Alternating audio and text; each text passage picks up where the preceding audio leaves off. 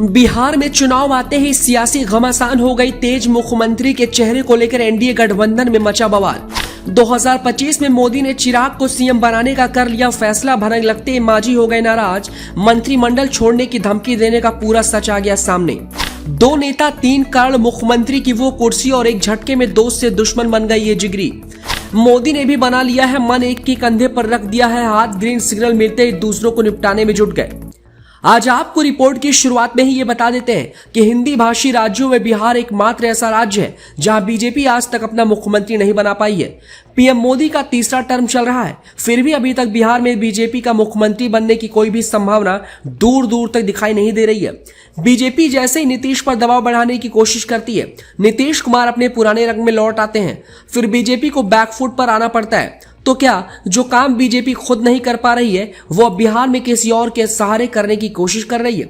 अलग अलग media reports और बिहार की राजनीति को समझने वाले पत्रकारों की माने तो बिहार में बीजेपी इस बार किसी ऐसे नेता की तलाश में है जो नीतीश से सीधा मुकाबला कर सके और नीतीश को इस बात की भनक भी न लगे।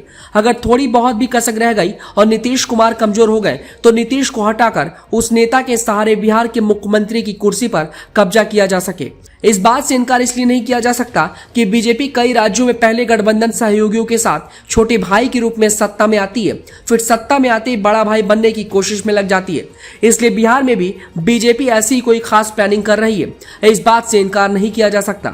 अब सवाल उठता है कि बिहार में बीजेपी में इस काम के लिए सबसे मुफीद चेहरा कौन हो सकता है? तो जहन में सबसे बड़ा नाम आता है वो नेता बीजेपी का नहीं बल्कि बीजेपी के सहयोगी दल लोजपा का है। वो नेता कोई और नहीं बल्कि केंद्रीय मंत्री और मोदी के हनुमान चिराग पासवान है। चिराग पर मोदी इतना भरोसा क्यों करते हैं और इतनी बड़ी जिम्मेदारी देने की प्लानिंग क्यों कर रहे हैं, ये समझने के लिए ये जानना जरूरी है कि फिलहाल बिहार एनडीए में तीन ही दल है। पहला बीजेपी, दूसरा लोजपा आर और तीसरा हम। अब लोजपा आर और हम दोनों ही दलित राजनीति करते हैं। दोनों ही नेता एक दूसरे को बिहार का सबसे बड़ा दलित नेता मानते हैं। लोजपा आर के मुखिया चिराग पासवान और हम के मुखिया जीतन राम मांझी हैं। दोनों ही दलित नेता बिहार में एनडीए के अंदर अपना कद बढ़ाने में लगे हुए हैं, क्योंकि चिराग पासवान और जीतन राम मांझी दोनों ही केंद्र की मोदी सरकार में कैबिनेट मंत्री हैं।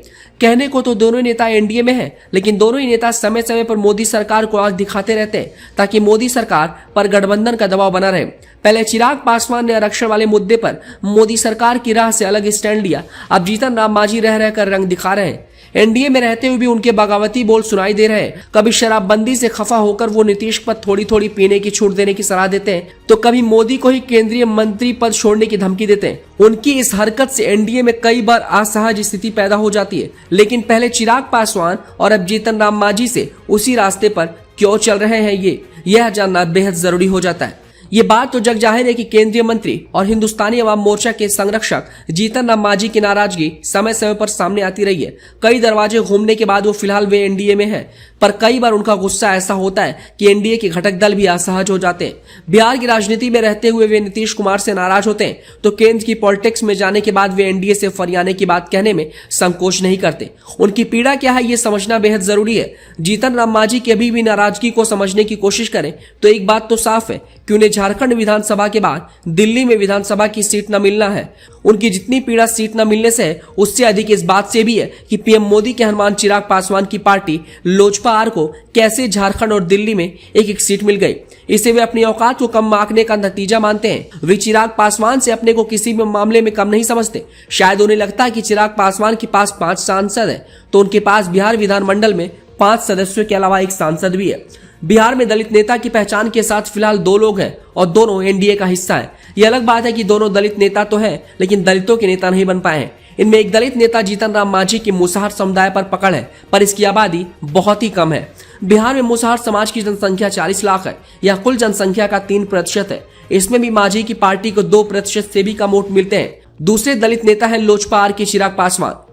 चिराग की पकड़ पासवान समाज पर है। बिहार में पासवान की आबादी 69,43,000 है। यह कुल आबादी का 5.31% है। चिराग पासवान अपने वोटरों पर पूरी पकड़ बनाए हुए उनकी पार्टी को हर चुनाव में तकरीबन 6% वोट मिलते हैं। चिराग से जीतन राम मांझी की खुन्नस नहीं रह गई है। दोनों के बीच टकराव तब भी हुआ था जब सुप्रीम कोर्ट ने अनुसूचित जात के आरक्षण के लिए क्रीमी लेयर बनाने की राय दी थी। तब चिराग पासवान सुप्रीम कोर्ट के फैसले के खिलाफ थे।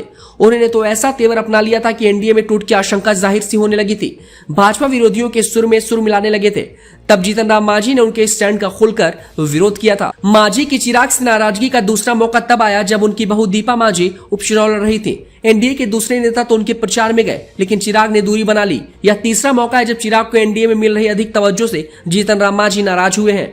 बिहार में दलितों की आबादी 19% है। जीतन राम मांझी और चिराग पासवान दलित नेता होने का दावा करते हैं, पर आश्चर्यजनक ढंग से दोनों की पार्टियां 7-8% से अधिक वोट कभी नहीं ला पाती। मांझी की पार्टी को करीब 2% वोट मिलते हैं, जबकि चिराग पासवान की पार्टी 6% से कम ही वोट पाती है। चिराग की खासियत उन्हें मांझी से अलग बनाती है। मोदी जिसके मुराद हो चुके हैं, तभी तो ये कहा जा रहा है कि मोदी ने बिहार के लिए प्लान तैयार कर लिए और चिराग को इसके लिए चुन लिया है। कटिहार से हल्ला बोल CSR के लिए छोटू सिंह राजपूत की रिपोर्ट।